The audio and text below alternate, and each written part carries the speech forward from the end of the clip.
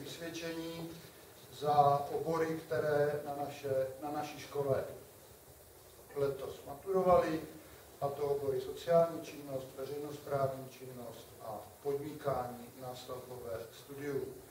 Dovolte mi, abych na naší slavnosti přivítal ředitele školy, pana inženýra Vavříce, jeho zástupce, pana magistra Okřála, dobrý den, třídní učitele, magistru Sechovcovou a magistru Kalinovou.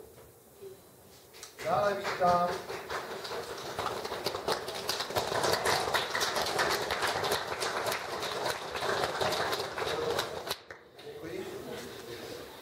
vítám své kolegyně a kolegy, kteří se na výuce podíleli. Samozřejmě vítám vás, rodiče, příbuzné a známé, kteří jste se přišli podívat. No a nakonec vítám ty nejdůležitější, bez nichž by vlastně celá tato slavnost nebyla.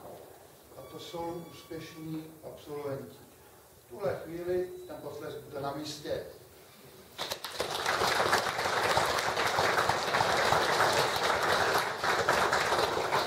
Děkuji. Poprosím pana ředitele o první slovo.